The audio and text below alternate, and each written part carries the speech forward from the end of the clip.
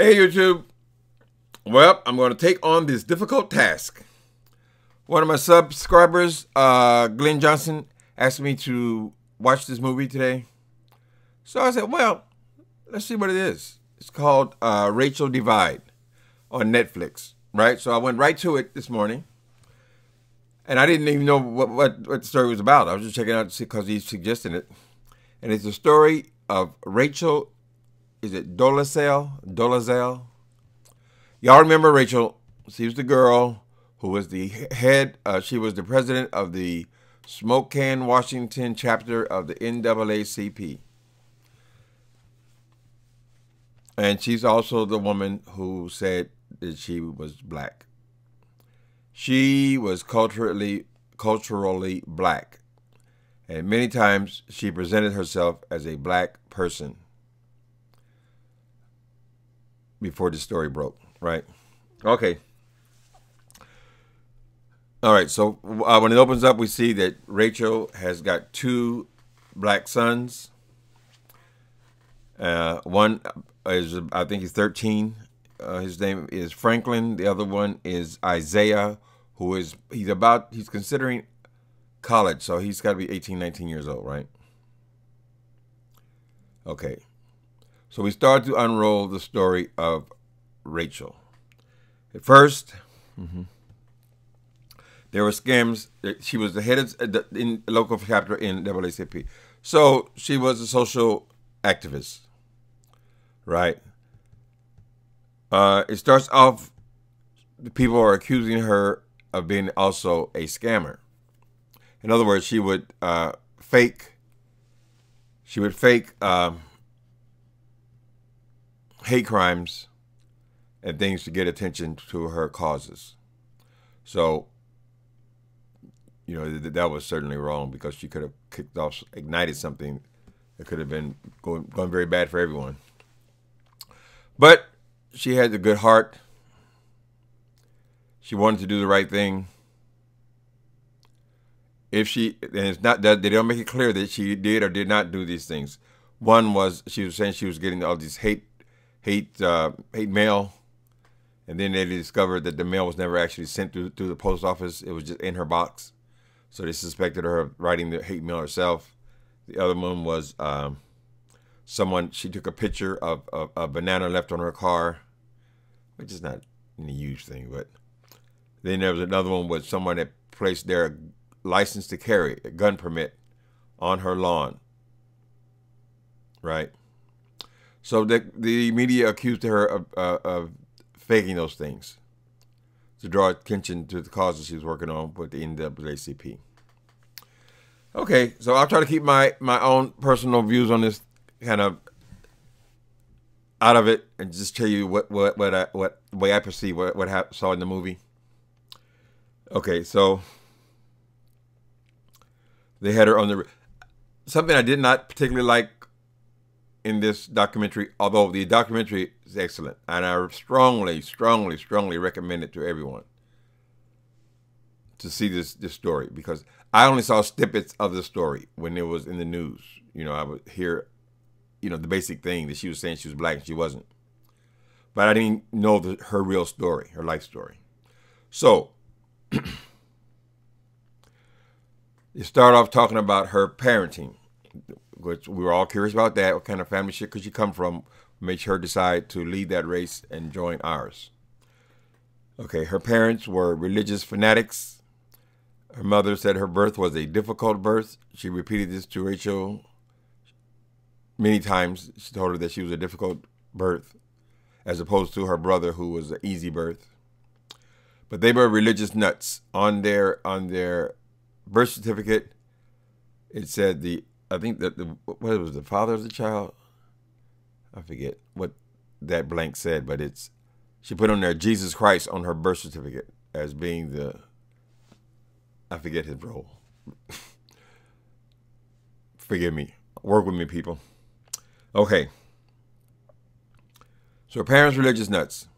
Her parents adopted, this was when she was a very young girl, like she's maybe 12 years old. Her parents adopted 4 black kids. Now, I'm not sure if all these kids were from Africa.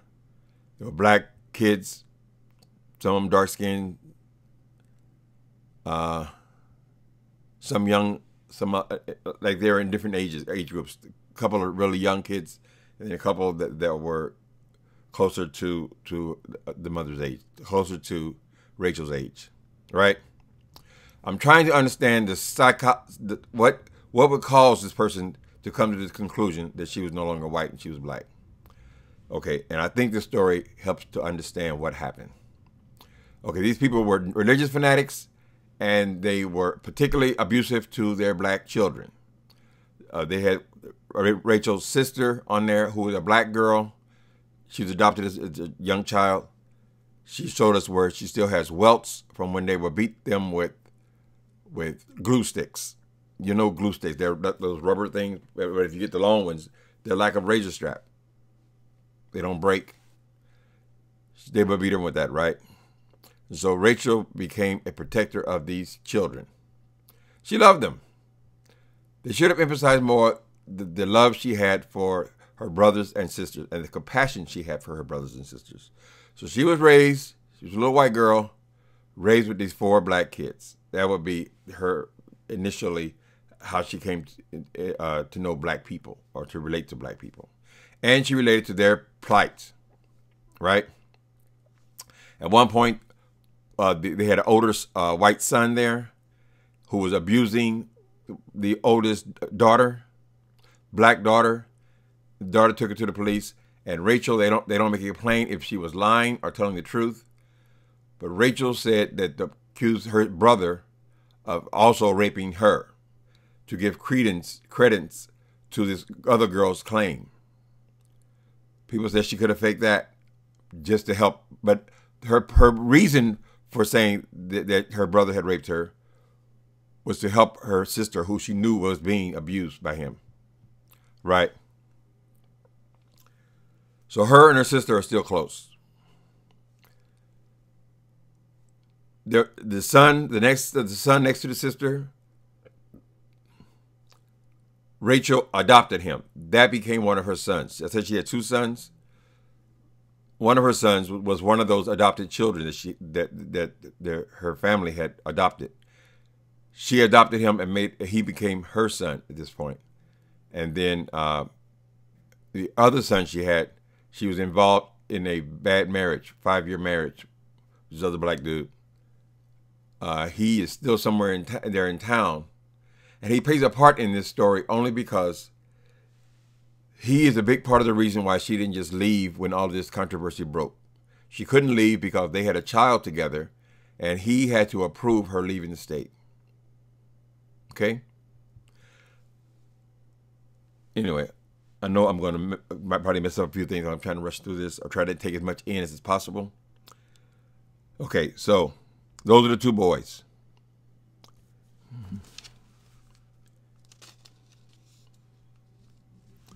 Okay, so these parents were a very, very abusive and very, very religious. So I think this story is primarily a story of rebellion. Rebellion, it became race-related. The kids who she saw as the victims were black. The parents who she saw as the victors or the abusers were white. And she's made a choice.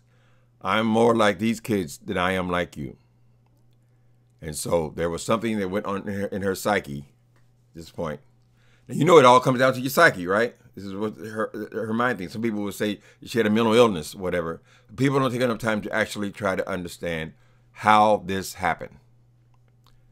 I think the biggest thing is rebellion. She rebelled against white people, but she was actually rebelling against her abusive parents. And her brothers, the white brother, was also abusing the girl. As far as I know, only the one girl. Because I said there's a difference between 2 of the kids' age. Anyway, okay.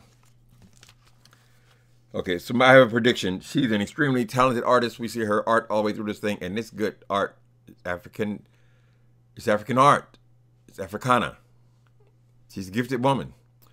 Rachel's big issue is that she said she was black. That I think is the primary thing, because her actions, there's nothing abusive about her actions or her motives or anything. She actually loved these kids, came to love them, adopted one of them as her own child, right? This thing about calling herself black was a gradual thing, because she married a black man. So then she had 2 black kids. She was raised up with 4 black kids. Everybody around her was essentially black, right? So gradually, she began to identify more and more with black people, black culture. But for me, my mind says I don't see what the big trickeration was, because basically all I saw was a bunch of different hairstyles. Her face was the exact same. Now, I guess hair is huge. But I think we shouldn't be too hypocritical because she chose to wear these African hairdos. Because if you look at most black women, I'm not going to say all black women, but I will say it seemed like in this current time, half of black women wear wigs. And the wigs are not Afrocentric. They are looking like a white woman. So let's not be too hypocritical on that issue. All right. I know I'm going to feel like I'm being on this woman's side, but I did kind of feel her pain. I wish he was able to just say, be a social warrior without claiming to be black. I wish he could have just done it like that. But that's my personal thing. Ain't getting a damn thing to do with her. All right.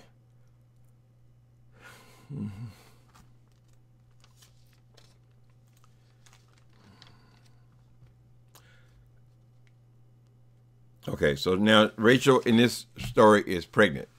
It starts off when she's pregnant. Anyway, her new child, also a biracial child, obviously, I mean, it's going to be biracial. She identifies as a black woman. The father and her did not have a marriage. So he wanted to either get married or have an abortion. She was not down for that. She decided to raise a child by herself. So now she's got 3 kids. One, Isaiah, who was her brother at one point, she adopted him. So she was a little older than them. So she basically was raising all these kids. Okay. And now she has a new baby, so she's raising 3. But Isaiah is about to go to college. He wants to go to Howard. They keep saying his focus is on Howard Law School. So I don't know if they're saying that he's already in college and this is his next thing to go to Howard Law School, or is he graduated from high school and about to start college? That's not totally clear to me in this thing. All right. It took, when this whole controversy broke, because some reporter asked her, was she black? And she got stuck. Excuse me. He asked, this is not alcohol, excuse me. Power drink. He asked her, was she white? And she got stuck on camera. That's how this whole shit started up, right? Okay. At one point, she's going to college. She's going to Howard University.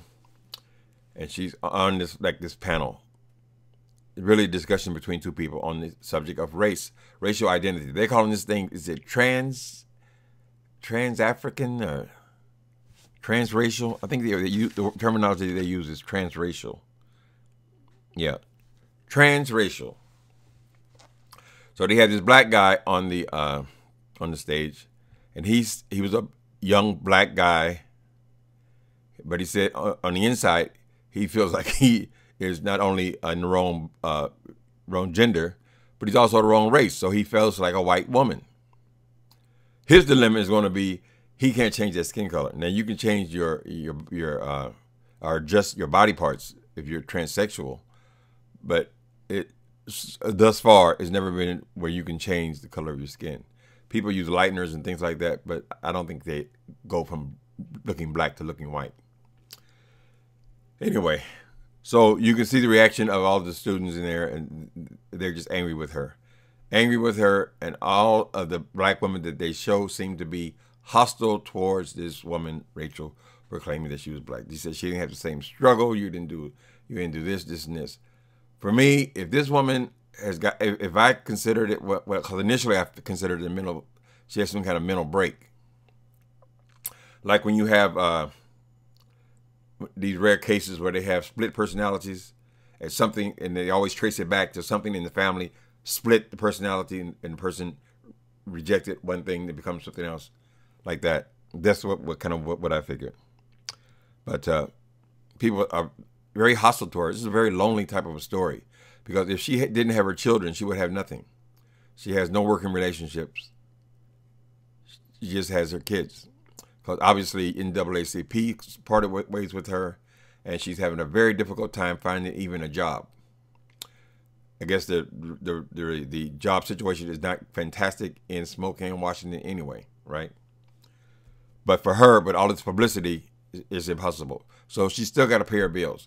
And the way she pays her bills is, first of all, she's a very talented artist. I assume that all the artwork in this thing is her art. But you got to pay the bills still, right? So she lives in a modest house, and she pays her bills by doing all of these from what they show, all these black women's hair. She's become an expert at it. I mean, she's been playing in hair for her whole life. Okay, then she went to the Today Show. The girls were somewhat hostile towards her, of course. Well, the whole world was hostile towards this woman, but she's standing strong in her beliefs. Because she could have just easily, all she had to do is let her hair relax. You can still fight for black causes. I'm sure there are members of NAACP that are white. People, social justice activists. She could have did all the things she wanted to do. The only issue is calling herself black, because she doesn't look black. She looks like a woman with different kinds of hairstyles. Her natural nose was just, that's the way it is. That's the way it always looks. So if people bought that, don't totally put it on her, because it wasn't like she was going around running down the street saying, I'm black, I'm black, I'm black. She didn't answer a question, and it turned into all the other stuff. What the hell is that? I hate telemarketers things. They always ruin my life. Let me go and unplug my phone. Hold on.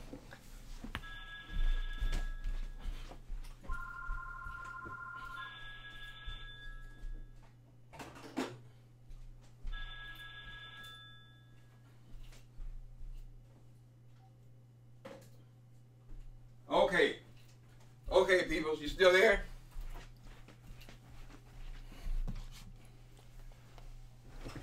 I always know it's telemarketers, because I only give my phone out to one queen. We call and gossip every once a day, and everybody else gets my cell number. That's how I know. Or that. Okay.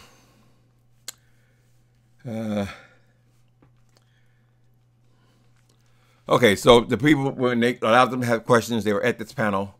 She was trying to explain her case, which is a lot to put. Her story is complicated, too complicated to put in small segments, which is what we get. So she's been working on this book. I think it's called In Color or something like that. But, of course, the audience, they're very hostile towards her and her story. We see that. Goes to today's show. They're hostile. Then there's a segment where they show all of these hateful posts. I mean, we kind of already know that people hate her and what society was saying. But they do this segment where they're just showing you all of these internet, what do you call those damn things? Anyway, posts from different kinds of social media. And they show, and I was horrified. I was mortified when that thing, what is that thing? Adrian Expressions. She's in the movie, in that clip. And of course she comes on, they show them, they roll it by, and they show them all the hateful people saying all the hateful things to her, how much they hate her, can't stand her. And this is a woman who all she want to do is fight for black rights. That's what the NAACP does. Anyway, they're all hostile, and they show that thing. Of course, she's yelling and screaming, talking about what you can't be that. As she's sitting up there with a damn woman's blouse on, telling somebody else what the fuck they can't be. And she's here cross-dressing. Anyway, then they go up to all the women, and the women are very hostile towards her. That was unnecessary to me. That whole segment was unnecessary. We already established, okay, people are not reacting well to her saying she's black. Okay, now I got to try to remember because that's as far as I took up with my notes. All right. I strongly suggest you guys check out this movie. It tells her story. And when her book finally got, she did find a publisher. And I know this pain when you write books is because it takes hours and hours and hours and hours and hours of you going through your whole life and trying to remember things and all the work you put into a book. And the book didn't really sell.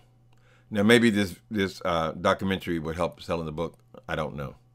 But it's an interesting subject. It's a case study. But it just comes down to a person should be able to be whoever they want to be. For me, Rachel Dolezal, she could have did everything she wanted to do, wore whatever hairstyle she wanted to wear. She could have had her black family. She could have done it all. It all came down to that one statement: I am black. If she could just take that out, but people grow. It may be a point where she's able to take it away. Okay, I'm not black, because most people don't even ask you. I mean, we're just black. It must be very hard for her to go through life feeling like something that she doesn't appear. Now, according to this movie, everyone else assumed that she was black, but that's an assumption because there might have been many people who just say, well, it's a white girl. We can't assume that everybody assumed that she was black because she changed her hairdo or she has some kind of African hair. And women, y'all need to stop it with this because I'll say this one thing. Y'all know. Now, I know you're hostile towards Rachel and all that kind of stuff. I can understand that you're not understanding something. But take time to watch this movie. But keep in mind, huge percentages of black women wear wigs, and the wigs are soft, looking like white hair. So we shouldn't crucify her based on that. People can wear whatever kind of hair they want to wear. Hopefully this woman has kind of learned what is acceptable in society and what is not. But I don't see that she was in any way an evil person. I don't see her behavior as being mentally. She wasn't mentally ill. She wasn't incapable of raising her children. That one kid gave her a really hard time, but he was 13 years old, so he's just telling his story. Anyway, so that's what I got from the movie. I strongly recommend it. It's on Netflix. I don't know when it came onto there. You guys check it out. Okay, I know your fingers are busy typing evil things to me. Delete. Just an opinion, honey.